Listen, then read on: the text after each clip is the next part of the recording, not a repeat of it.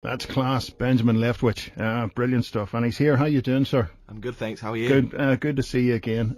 You're very busy looking at the next list of gigs for the next few weeks, yeah? Yeah, very busy. We've had a busy year, and I'm kind of coming to the end of touring on this I was album. going to say, coming to the end of your tether, you know.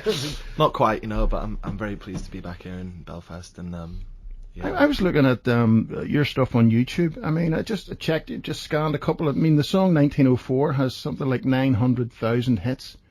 I mean, that's amazing. Do you never sit and sort of be staggered by that kind of feedback? Yeah, totally. Like it's obviously really humbling, and that is that's a higher number than I can kind of comprehend. But yeah.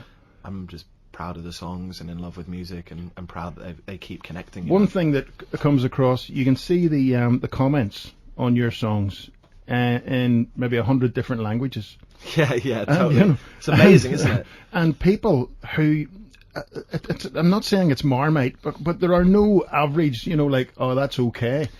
People that is the best song I've ever heard. Yeah. I can't get through a day without listening to your music. It's those kind of comments that must mean a lot. Yeah, and those are the ultimate compliments, and like at gigs, obviously I hear a lot of like personal stories about how my music has essentially changed people's lives, and they're so personal that I couldn't share like details, but that's kind of why we do it, to leave a mark. And I think it's the same for all musicians in whatever genre and potentially even all people who work in creative industries.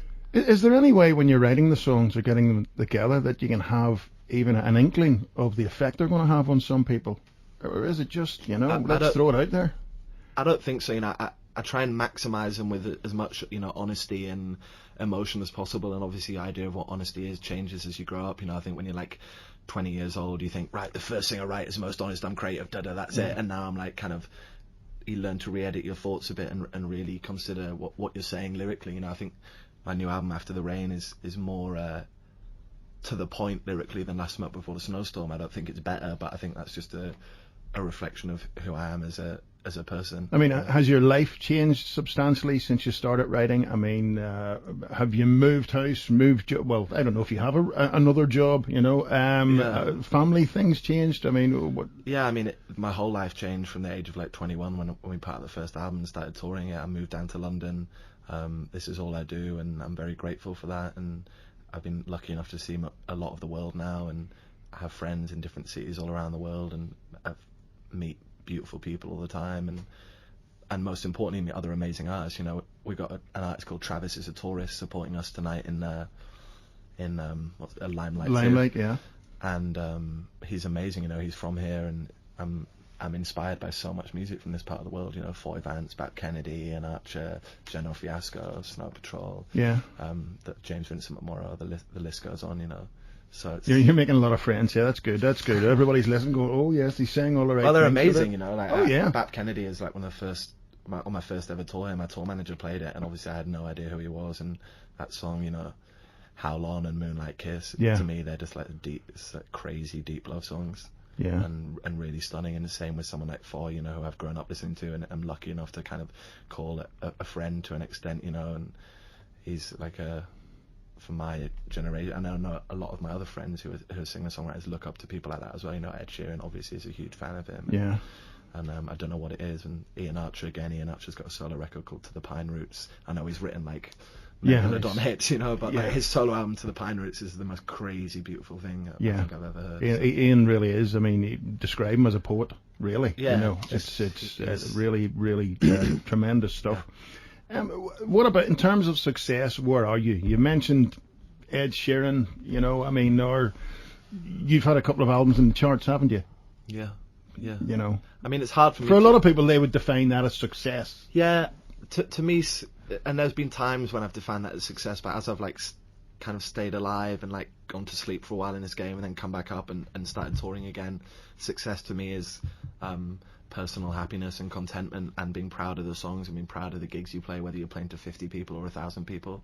Yeah, that's success. I know that's kind of a cheesy answer, but I think I know people who sold 1 million records who are depressed and don't leave their house. So it's like I don't think success has to be based in creatively unless you want to totally destroy your own mind. No, listen, we've had people sit in that chair who have sold millions of records and would tell you that there was a stage where they just thought, I don't want to sing these songs anymore, and have gone off the road for 4 years, 5 years, because they just lose that connection. Totally. You have to keep that alive, that spark in the mind alive, and keep creative and stay in love with the music, or people can see through it. If I got on stage and didn't feel connected to the songs, people could tell straight away. But as of now, I'm very connected to the songs, and I mean, it's been a long year for sure, but I'm looking forward to taking the back end of the year off. But for a definition of success, I would ask people, go to YouTube and read the comments from all around the world about Ben's music, and you can't buy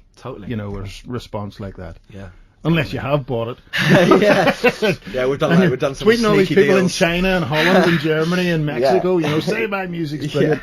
But again, it was the weight that was given to the comments, It's amazing, and every now and then I see those comments on whatever, social forum, and it means the world to me, and I'm really aware of them, and it's like a sense of responsibility and gratitude and privilege, I guess. And just being thankful, and want to stay alive and be in love with music. But I love other people's music a lot, I almost get more passionate about other people's music publicly than I get about my own. But obviously when I'm by myself writing, I'm very in the zone.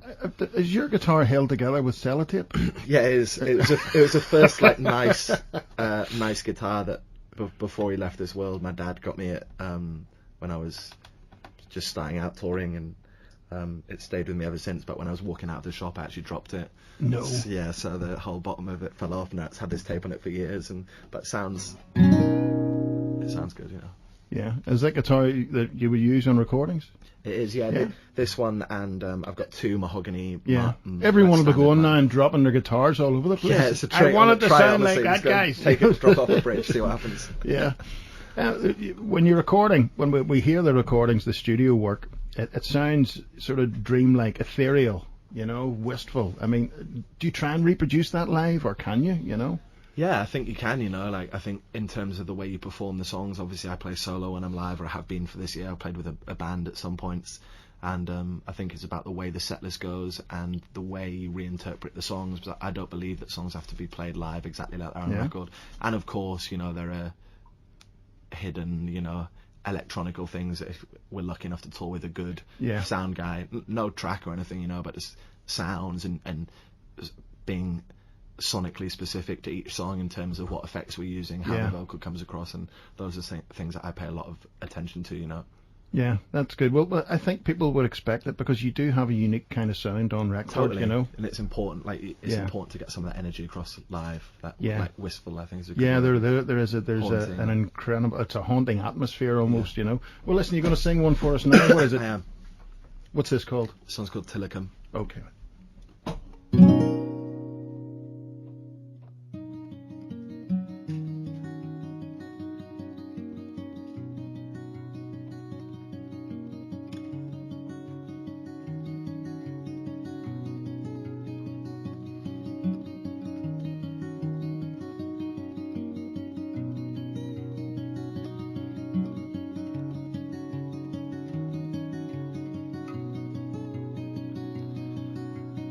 Wonder what you're thinking,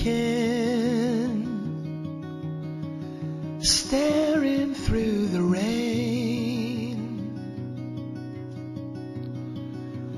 going through our baby names. Your husband thinks you're sleeping at a motorway hotel. He doesn't know tonight you're flying out of hell. Be my rose growing in the cold. Be my light in the window at home. Be my sun rising in the sky. Be my time bomb lover tonight.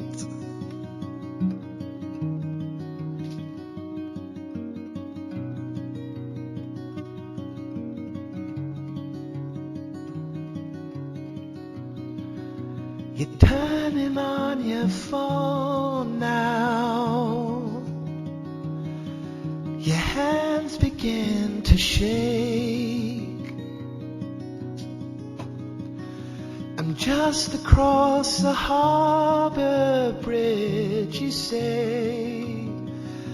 I flew out here to tell you I couldn't hold your pain then. Day by day I waited for your heart to mend.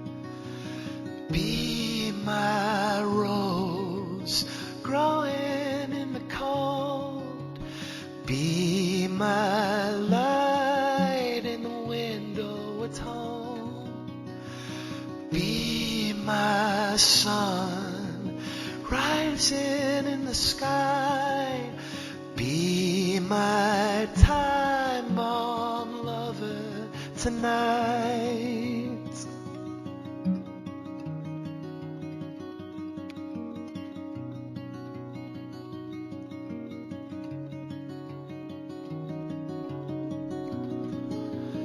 Be my rose growing in the cold.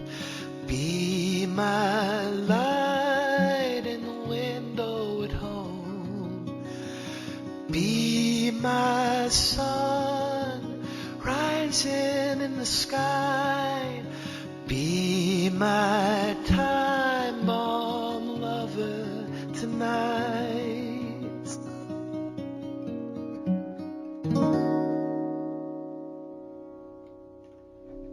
That is terrific. Thanks a lot, Ben. That is brilliant. So Limelight tonight, so much. there are a few tickets left, is that right? Yeah? Yeah, I believe so.